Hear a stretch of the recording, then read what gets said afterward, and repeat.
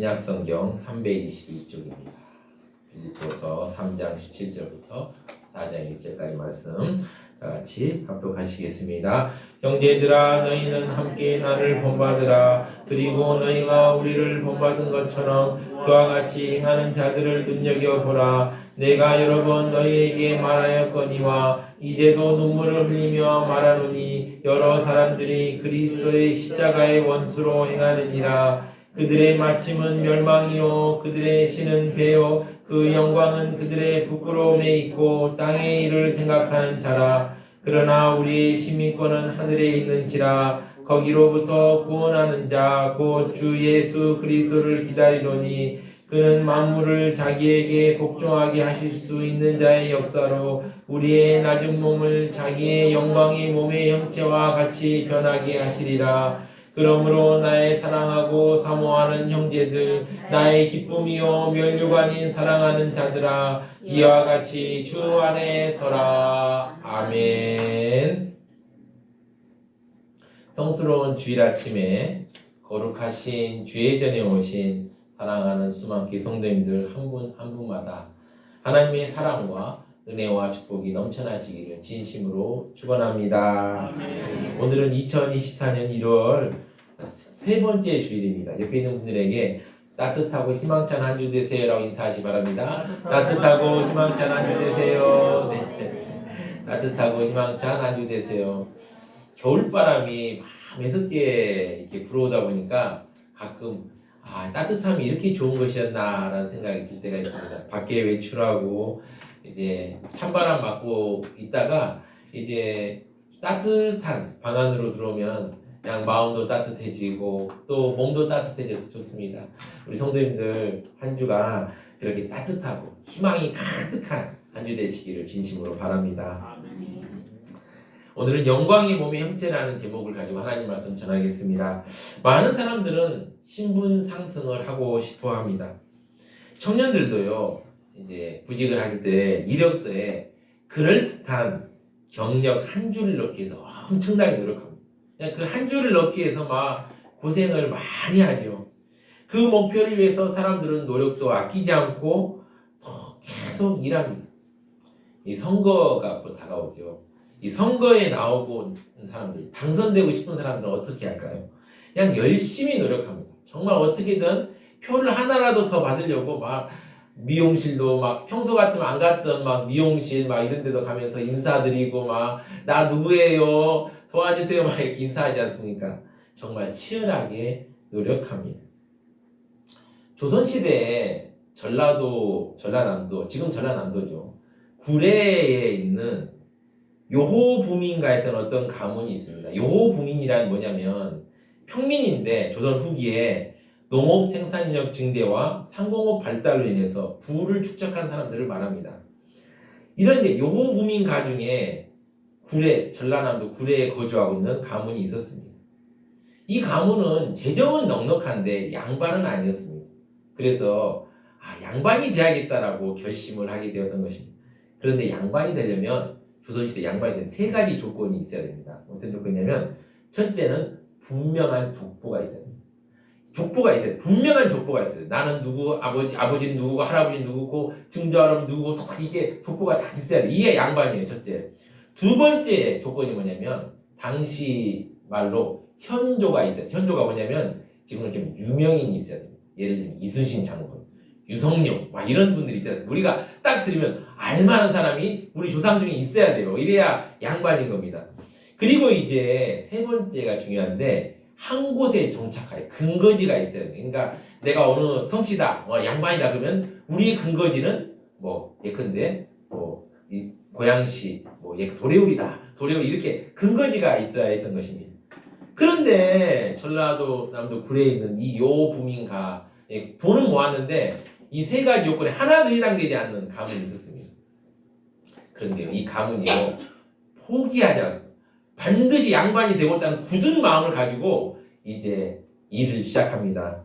어떤 일을 하냐면 먼저 수단과 방법을 가리지 않고 벼슬자를 얻었습니다. 당시에 이제 조선시대를 보면은 후기에 나이가 많으면 명예벼슬을 얻었습니다. 나이가 이제 70, 80 되면은 이제 그 당시 평균 수명이 좀 작잖아요. 이렇게 많이 이제 일찍 돌아가시잖아요. 근데 오래 살았다는 것 자체가 대단한 일이기 때문에 이 나이가 많으면 명예벼슬을 줬는데 이 사람들이 나이를 조작합니다. 나이를 조작을 해가지고 자신이 한 60 정도밖에 안 되는데 막 나이 호불을 막 조작해가지고 80이다 해가지고 벼슬을 다 받습니다. 그리고요 또 이때 조선 후기가 되면 어떤 일이 있냐면은 나이가 좀 많으면 생원 진사시험, 지금으로 보면 뭐랄까요, 사법고시 뭐 지금 사법고시 없어졌지만 뭐 각종 고시 1차 시험 정도라고 보면 됩니다. 거기에 한 70이 넘어서 시험을 보면 합격시켜주는 관례가 있었어요. 이 기회도 이 사람들은 놓치지 않았습니다. 어떻게든 나이를 조작해가지고 딱 시험을 봅니다. 그러면 나이가 많으니 합격이 되겠죠. 그렇게 해서 또 막 하고요. 또 당시에 또 뭐가 있어요? 납속이라는 게 있었죠. 돈을 주고 관직을 사는 게 있었는데 명예직입니다. 그런 걸 또 사는 그런 또 이 관례를 해서 진사시험 막 이렇게 합격해가지고 막 내가 이제 양반이다, 우리 집안은 뼈대 있는 집안이다라고 했습니다. 여기서 멈췄으면 이제 우리가 그런가 보다는데 이 가문은 여기서 멈추지 않았습니다. 뭐냐면 양반들의 생활 방식들을 아주 자세하게 관찰한 다음에 그대로 모방을 할 뿐만 아니라 더 뭔가 좀 아름다운 걸 막 만들기 위해서 노력을 아끼지 않아서. 그런데 이런 노력을 여러분 몇 년 했는지 아십니까? 200년간 했다 사실. 여러분 신분 상승에 대한 열망은 우리의 상상을 초월합니다. 오늘 사도 바울은 영광스러운 미래에 대해서 언급합니다. 왜 영광스러운 미래에 대해서 언급할까요? 빌립보 교회 성도들 중에 아무렇게나 신앙생활하는 사람들이 참 많았습니다. 사도 바울이 복음을 전할 당시에 십자가의 원수들처럼 살아가는 사람들이 정말 많았습니다. 그리고요, 그러한 사람들이 점차 교회 안에 들어오기 시작했습니다. 그리고 그 수가 점점 많아졌습니다. 여기서 말하는 십자가의 원수는 누구일까요? 도덕 폐기론자들입니다. 나중에 제가 또 설명드리겠지만 이들은 영은 선하고 육은 악하다라고 됩니다. 악하다. 인간의 육신은 어차피 악하기 때문에 영혼만 구원받으면 되니까 이제 영혼이 참지식으로 구원을 받으면 그 뒤로는 내가 아무렇게나 살아도 된다라고 주장하고 온갖 죄를 다 저질러도 상관이 없다고 가르쳤습니다. 그래서 이 사람들의 영향을 받아서 정말 아무렇게나 신앙생활하는 사람들이 정말 많았습니다. 바울은 그들에게 이야기할 필요를 느꼈습니다. 아니 이렇게 살아서는 안 돼. 십자가의 은혜로 우리가 의로움 받게 됐는데 제대로 살아야지. 그래서 신앙생활을 잘하도록 동기부여를 하고 싶은 마음이 간절했습니다. 그래서 앞으로 다가올 영광스러운 미래에 대해서 빌립보 성도들에게 보여주려고 했던 것입니다. 그렇다면 우리가 이 영광스러운 미래를 우리의 것으로 하기 위해서 우리는 무엇을 생각하고 어떻게 해야 할까요? 이것에 대해 사도 바울은 어떻게 말하고 있을까요? 한번 살펴보려고 합니다. 첫 번째입니다. 이 땅에는 십자가의 원수들이 많이 있습니다. 17절을 보시면 형제들아 너희는 함께 나를 본받으라. 그리고 너희가 우리를 본받은 것처럼 그와 같이 행하는 자들을 눈여겨보라. 바울은 빌립보 교회 성도들에게 바울 자신이 하나님의 선하심을 따라 살려고 노력하는 모습, 그리고 그리스도의 완전함을 담기 위해서 열심히 표대를 향해 줄기차게 쫓아가는 자신의 모습을 본받아 그렇게 살아가라고 권면하고 있습니다. 또한 빌립보 교회 안에서도 바울처럼 선하심을 따라 노력하려는 사람들도 빌립보 교회 성도들이여 눈여겨보라 라고 말하고 있는 것입니다. 그러면서 많은 사람들이 그리스도의 십자가의 원수로 행한다고 안타까워합니다. 18절을 보시면 내가 여러 번 너희에게 말하겠거니와 이제도 눈물을 흘리며 말하노니 여러 사람들이 그리스도의 십자가의 원수로 행하느니라. 바울은 이전에도 여러 번 말했지만 이제 다시 눈물을 흘리며 여러 사람들이 십자가의 원수로 행하고 있다고 말합니다. 이 사람들은 아까도 말씀드렸듯이 도덕 폐기론자들입니다. 한 번 더 설명드리면 도덕 폐기론자들은 어떤 사람들이냐면 이 사람들이 대표적인 자들 영지주의자들입니다. 이들은 당시 헬라의 이원론을 바탕으로 영은 선하고 육은 약하기 때문에 악하다. 모든 물질은 악하다고 했습니다. 그들이 악이 존재하는 것은 이 세상이 본질적으로 결함이 있는 물질에서 만들어졌기 때문이라고 주장했고요. 육체도 물질이기 때문에 어차피 악하니 무엇을 해도 악한 대로 있게 된다고 말했습니다. 그래서 그들은 성도들에게 하고 싶은 거 무엇이나 다 하라고, 죄를 져도 좋으니까 다 하라고 했습니다. 이들은 교회 안에 있었지만 다 십자가의 원수로 행하고 있습니다. 십자가의 정신은 무엇입니까? 자기 분이죠. 자아가 죽음으로 하나님 앞에 사는 것입니다. 그러나 도덕 폐기론자들은 자기를 부인하지 않고 자기의 정욕대로 살아가는 사람들이기 때문에 십자가의 원수가 됩니다. 또한 이들은 자유를 남용하여 육신의 욕망만 채우는 방종을 일삼는 사람들입니다. 그렇다면 이런 도덕 폐기론자들의 최후는 어떻게 될까요? 19절을 보시면 이러합니다. 사도 바울은 이렇게 말하고 있습니다. 그들의 마침은 멸망이요 그들의 신은 배요 그 영광은 그들의 부끄러움에 있고 땅의 일을 생각하는 자라. 십자가의 원수를 행하는 이의 마지막은 결국 멸망입니다. 아무리 이들이 지상에서 이 땅에서 방종을 일삼고 탐닉하며 풍요를 누린다 할지라도 결국에는 영원히 망하게 됩니다. 구원의 유일한 수단인 십자가를 거부하는 것은 구원을 거부하는 것과 마찬가지이기 때문입니다. 그러면서 그들이 어떻게 행동하는지 바울은 보여줍니다. 그들의 신은 배요라고 얘기합니다. 먼저 사도 바울은 그들의 특징이 자신의 신을 배로 여기는, 배라는 게 우리 배를 말합니다. 이렇게 배를 말합니다. 배로 여기는 데서 찾습니다. 도덕 폐기론자들은 하나님 대신에 자신에게 포만감과 육신의 쾌락을 따르고 있다는 걸 말하고 있는 것이죠. 또한 두 번째입니다. 그 영광은 그들의 부끄러움에 있고, 이게 바울이 말하고, 죄송합니다. 바울이 말하고 있는 두 번째 특징입니다. 그 도덕 폐기론자들은 건전한 상식에서 보아도 수치스러운 걸 오히려 영광으로 여길 만큼 가치관이 심하게 뒤틀려 있다는 사실을 말하고 있습니다. 그리고 땅의 일을 생각하는 자라. 이것이 바울이 말하고 있는 세 번째 특징입니다. 그들은 땅에 있는 지체, 그 음란과 부정과 사욕과 악한 정욕과 탐심을 따라 살아가는 자들임을 밝히고 있습니다. 오늘 본문에서 바울이 말하고 있는 십자가의 원수의 모습이 어떻습니까? 여러분, 비현실적인 모습일까요? 아닙니다. 조금만 살펴보면 우리 주변에서 쉽게 볼 수 있는 모습입니다. 많은 사람들이요, 복음에는 관심이 없거나 또는 명목상 교회는 다니지만 실제로는 십자가의 원수로 살아가는 사람들이 많습니다. 우리가요, 아무런 생각 없이 살아가다 보면 십자가의 원수들처럼 살아갈 수 있습니다. 그래서 우리는 어떻게 합니까? 깨어 있어야 합니다. 깨어 있지 않으면 세상에서 들리는 대로, 보이는 대로 살게 되고 나도 모르게 십자가의 원수가 되고 맙니다. 우린 말씀과 기도로 깨어있어 십자가의 원수가 되지 않도록 애써야 합니다. 사도 바울이 오늘 또 말하고 싶은 말은 무엇일까요? 두 번째입니다. 우리는 앞으로 다가올 영광을 바라보아야 합니다. 우리가 아무 생각 없이 가만히 세상의 흐름대로만 따라가면 우리는 십자가의 원수가 될 수 있습니다. 우리는 앞으로 다가올 영광을 바라보아야 합니다. 20절을 보시면 이러합니다. 그러나 우리의 시민권은 하늘에 있는지라 거기로부터 구원하는 자 곧 주 예수 그리스도를 기다리노니.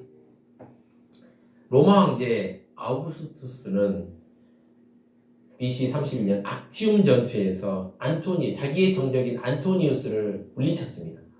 그리고 나서 이제 로마를 다스리게 되었죠.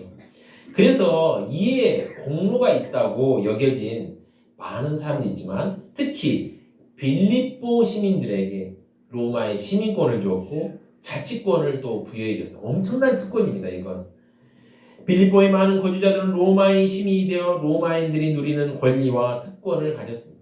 여러분, 로마인이 되면 어마어마한 특권을 갖습니다. 함부로 주변 사람들이 때릴 수도 없어요. 어마어마합니다. 바울은 빌립보교의 성도들에게 그들이 지금 로마 시민권을 가지고 있고 로마 시민답게 살아가고 있는 것처럼 하나님 나라 시민권을 가지고 있는 성도들이 하나님 나라 시민처럼 살아갈 것을 권면합니다. 그리고 나서요, 하늘에서 오실 구원자 예수님을 모두가 기다리고 있음 말하며 구원이 완성되는 예수님을 재림을 기다리고 있어야 함을 말합니다. 그러면서 바울은 앞으로 그리스도인이 누리게 될 완전한 영광에 대해서 말합니다. 21절을 보시면 그는 만물을 자기에게 복종하게 하실 수 있는 자의 역사로 우리의 낮은 몸을 자기의 영광의 몸의 형체같이 변하게 하시리라. 예수 그리스도께서 재림하시면 처음에 오실 때와 완전히 달라진 모습으로 이 땅에 오십니다. 이 세상 모든 것을 자기 발밑에 복종하게 하시는 자로 오셔서 능력을 행하십니다. 어떤 능력입니까? 우리의 낮은 몸을 자기의 영광의 몸의 형체같이 변하게 하십니다. 낮은 몸이란 성도들이 세상에 살면서 갖고 있는 이 현재의 몸을 말합니다. 우리의 낮은 몸은 죄 짓기 쉬운 욕망, 질병, 죽음, 고난 등의 무방비 상태로 놓여져 있습니다. 인간의 육신은 죄로 인하여 죄의 속박 가운데 있습니다. 죄에 의해 쉽게 지배당하며 또한 질병과 외부에 의해 쉽게 영향받을 수 있습니다. 그러나 이 땅에 다시 오신 예수님께서 우리의 낮은 몸을 자기의 영광의 몸의 형체같이 변하게 하십니다. 그 영광의 몸은 죽지도 쇠하지도 않는 그리스도의 몸과 같습니다. 이렇게 신비한 형체로 변하게 하십니다. 얼마나 기대가 됩니까? 예수 그리스도께서 제자들을 데리고 변화산에 갔을 때 마태복음 17장 2절을 보시면 그 얼굴이 해같이 빛나며 옷이 빛나며 희어졌습니다. 말로 담을 수 없는 어마어마한, 좀 속된 말로 치면 아우라가 막 뿜어졌습니다. 뿐만 아닙니다. 또 밤모습에 위배된 사도 요한은 그 앞에 나타나신 그리스도를 보고 이렇게 말합니다. 요한계시록 1장 13절에 16절을 보시면 제가 읽어드리겠습니다. 촛대 사이에 인자 같은 이가 발에 끌리는 옷을 입고 가슴에 금띠를 띠고 그의 머리와 털의 희가 흰 양털 같고 눈 같으며 그의 눈은 불꽃 같고 그의 발은 풀무불에 단련한 빛난 주석 같고 그의 음성은 많은 물소리 같으며 그의 오른손에 7별이 있고 그의 입에서 좌우에 날성검이 나오고 그 얼굴은 해가 힘있게 비치는 것 같더라 라고 했습니다. 예수님께서 재림하는 그때 예수님께서는 우리의 몸도 자신과 같은 영광스러운 몸으로 변화시켜 주실 것입니다. 바울은 고린도전서 15장 51절 52절에서 마지막 나팔을 불 때 예수님께서 다시 오실 때 우리 모두가 다 영광스러운 모습으로 변화될 것이라고 말씀하셨습니다.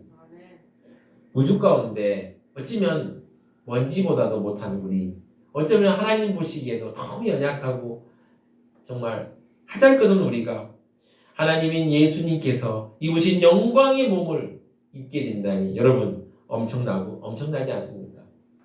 세상의 소리가 우리를 십자가의 원수가 되라고 유혹할 때마다 여러분 기억하시기 바랍니다. 예수님께서 다시 오실 때 우리는 우리의 약한 몸이 아닌 영광의 몸을 입게 된다는 사실을 생각하시기 바랍니다. 예수님께서 다시 오실 때 주님께서 우리에게 주실 그 영광을 생각하며 우리 찬양 하나 했으면 좋겠습니다. 찬송가 180장입니다. 하나님의 나팔소리. 박수로 찬양하시면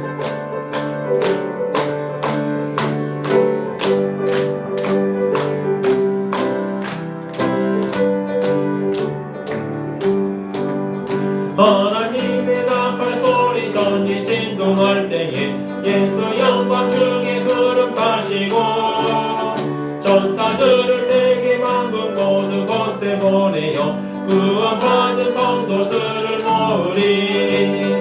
나팔 불 때 나의 이름 나팔 불 때 나의 이름 나팔 불 때 나의 이름 부를 때에 잔치 참여하게 내 구름 속에 잠자는 자 무덤 속에 잠자는 자 그때 다시 일어나 영화로운 부활 승리 얻으리.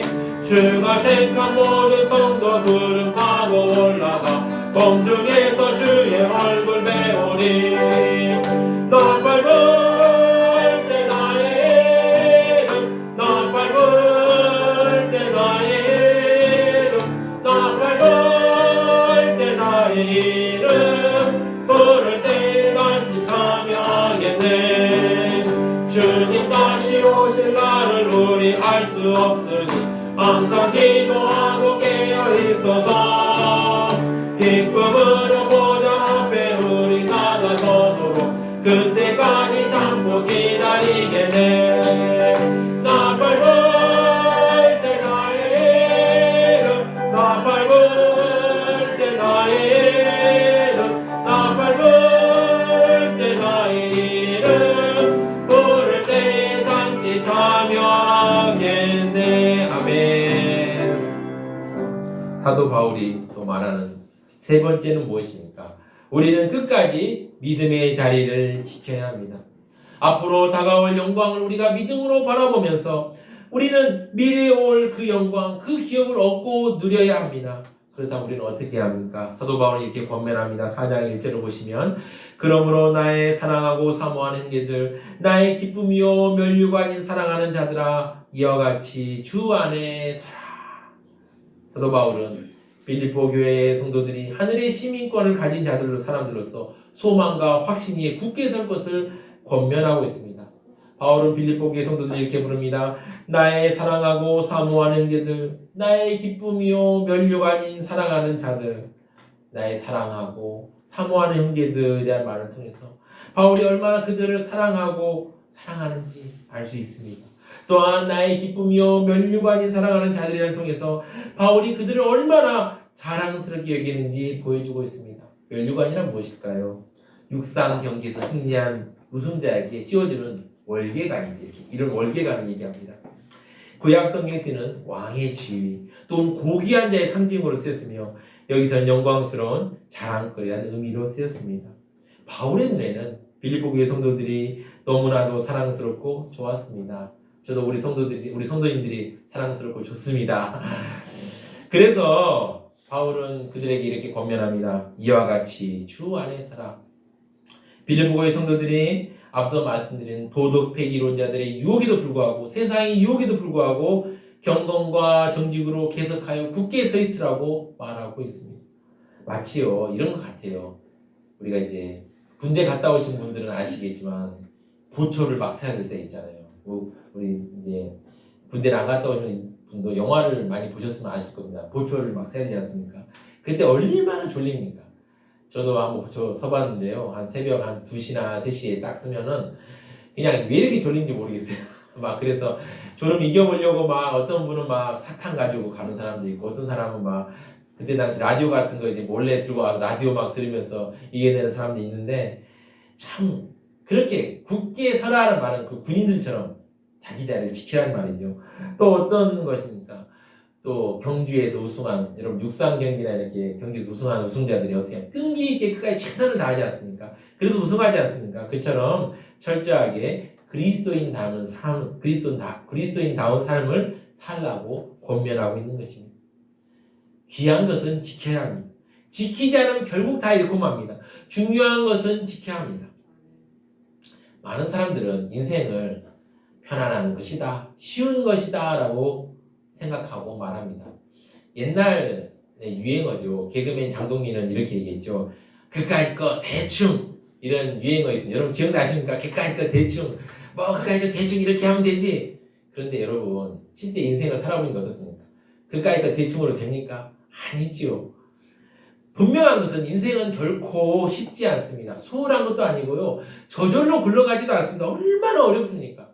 사업체를 운영해 보신 분은 아시겠지만 사업 아주 얼마나 어렵습니까? 하루하루가 막 피말리지 않습니까? 직장 생활 하신 분들은 어떻습니까? 직장이 쉽습니까? 그저 돈 줍니까? 아니죠. 아주 진짜 뼈가 빠지게 일해야 돈을 받습니다. 장사하시는 분은 어떻습니까? 장사 쉽습니까? 어렵지요. 어렵습니다. 쉬운 일은 하나도 없습니다. 특히요, 우리 인생에서 가장 위험한 건 무엇입니까? 유혹입니다. 우리를 믿음의 자리에서 떠나게 하는 유혹이 참 많습니다. 유혹자가 우리에게 올 때 어떤 모습으로 올까요, 여러분? 막 무서운 모습을 하고 뿔 달린 모습을 하고 유혹자가 나타날까요? 아닙니다, 여러분. 유혹자가 우리한테 나타날 때 어떻게 나타나냐면 아주 친한 친구처럼 다 나타납니다.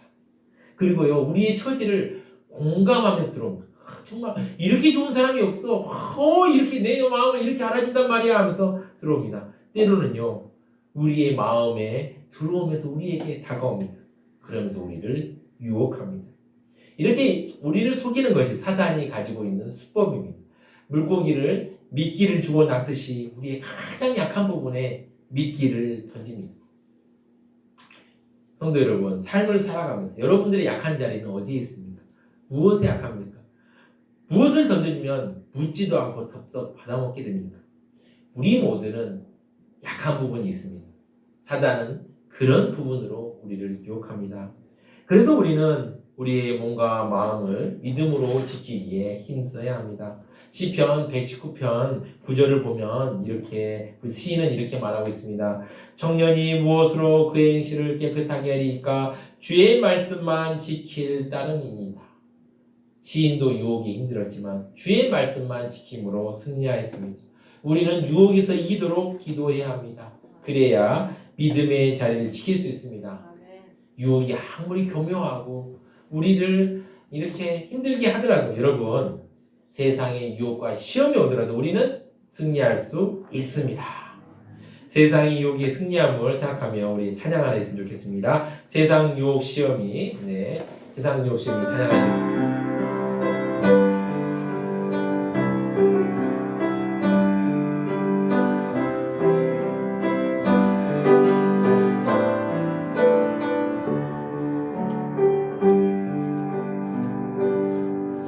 세상의 유혹 시험이 내게 몰려올 때에 나의 힘으론 그것을 모두 이길 수 없네. 거대한 폭풍 가운데 위축된 나의 영혼 어찌할 바를 몰라 헤매이고 있을 때 주를 찬양 손을 들고 찬양 전쟁은 나에게 속한 것 아니니 주를 찬양 손을 들고 찬양 전쟁은 하나님께 속한 것이니 아멘. 사랑하는 소망교회 성도 여러분, 우리는 미래에 올 그 영광, 그 기업을 얻고 누리기 위해서 믿음의 자리를 지켜야 합니다. 어떻게 하면 믿음의 자리를 지킬 수 있을까요? 방법은 무엇일까요? 가장 우리가 중요하게 생각해야 할 것은 유혹을 이겨야 합니다. 유혹을 피해야 합니다. 그렇다면 유혹을 우리가 피하는 가장 우리 중요한 신앙의 근거는 무엇일까요? 바로 하나님은 믿을 만한 분이라는 것입니다. 하나님은 신실합니다. 하나님은 약속을 지키시는 분이십니다. 우리에게 감당하지 못할 시험을 허락하지 아니하십니다. 또한 시험이 오더라도 이를 능히 물리칠 힘을 우리에게 주십니다. 사랑하는 소망교회 성도 여러분, 우리는 믿음의 자리를 지켜야 됩니다. 우리에게 시험이 없을 수 없습니다. 그러나 그 시험을 피할 수 있는 길이 있습니다. 그 길은 하나님입니다. 그 길은 성령입니다. 그것이 바로 믿음입니다. 믿으신 하나님을 믿는 것입니다. 그러면 피할 길을 주십니다. 피할 힘을 주십니다. 그래서 매일매일 넘어지고 쓰러지는 유혹 가운데 있음에도 불구하고 다시금 새로운 용기와 담대함을 얻을 수 있게 됩니다. 혹시 이제까지라도 우리가 세상의 유혹에 빠져 있는 것이 일상의 삶이 되었다면 말씀을 통해 박차고 일어납시다. 다시금 하나님의 사람을 쓰일 만한 그런 귀한 존재로 우리 스스로를 변화시켜 나갑시다. 우리의 능력으로는 부족합니다. 불가능합니다. 우리의 노력으로도 되지 않습니다. 성령님께서 여러분들을 찾아오셔서 말씀을 주셔야 합니다. 하나님의 사람으로 변화되는 귀한 능력으로 승리합니다. 오늘 이 말씀을 통해 여러분들에게 찾아오는 각종 시험과 유혹을 이기고 믿음의 자리를 지키고 성령님을 의지하며 유혹을 대적하며 나아가는 삶을 살아간다면 여러분 모두는 승리의 삶을 살게 될 것입니다. 십자가 원수의 유혹에 승리하고 장차 다가올 영광을 바라보며 믿음의 자리를 지켜 하나님의 크신료와 사랑을 마음껏 누리는 성도들 되시기를 진심으로 축원합니다. 우리 다 같이 합심하여 기도하겠습니다. 세 가지 두고 기도하겠습니다. 첫 번째입니다. 이 땅에는 십자가의 원수들이 있음을 잊지 않도록 우리 기도하겠습니다. 이 땅에 정말 십자가의 원수들이 많고 그들이 우리를 유혹합니다. 이들이 있다는 것을 기억하고 늘 아버지 조심하며 나아갈 수 있도록 주여 우리 성도들 붙잡아 주십시오. 또한 앞으로 다가올 영광 우리가 믿음의 눈으로 바라볼 수 있도록 은혜 베풀어 달라고 기도하겠습니다. 그리고 끝으로 우리가 끝까지 믿음의 자리를 지킬 수 있는 힘과 능력과 용기와 지혜를 달라고 이 세 가지 두고 주여 한 번에 주 힘차게 기도하시겠습니다. 주여 주님의 감사합니다. 이 땅에 십자가의 원수들이 너무도 많습니다. 주여 주여 붙들어 주시고 함께하여 주시옵소서. 우리가 정말 십자가 원수들의 유혹에 넘어가지 않게도 하시고 그들의 삶을 본받지 않게도 하시고 그들을 멀리하며 하나님 은혜 가운데 승리할 수 있도록 주여 붙들어 주시고 아버지 같이하여 주시옵소서. 또한 주님 아버지 간절히 기도합니다. 앞으로 아버지 우리에게 다가올 영광을 아버지 믿음의 눈으로 바라보게 하여 주시옵소서. 예수님께서 재림하셨을 때 아버지 우리는 사나 죽으나 아버지 주님께서 입으셨던 영광의 몸을 우리도 입게 됩니다. 주여 그 영광을 바라보고 기대하게 하여 주시고 은혜를 베풀어 주시옵소서. 또한 주님 간절히 기도합니다. 우리가 끝까지 아버지 믿음의 자리를 아버지 지켜서 아버지 하나님으로부터 칭찬받는 그런 아버지 귀한 성도들 될 수 있도록 주여 붙들어 주시옵소서. 유혹과 시험에 아버지 넘어지지 않게 하시고 아버지 말씀으로 아버지 이겨내기도 하시며 성령님의 아버지 허락하신 능력과 하나님이 주신 힘으로 아버지 주님께서 주신 능력으로 아버지 이겨낼 수 있도록 주여 붙잡아 주시고 한 사람 한 사람 아버지 함께 하시고 은혜 베풀어 주시옵소서.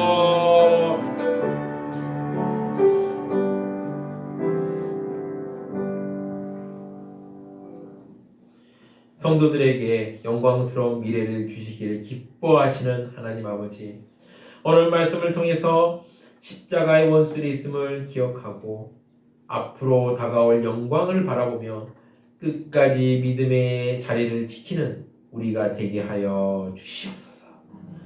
이 모든 말씀 우리를 사랑하시는 우리 주 예수 그리스도의 이름으로 기도드립니다. 아멘.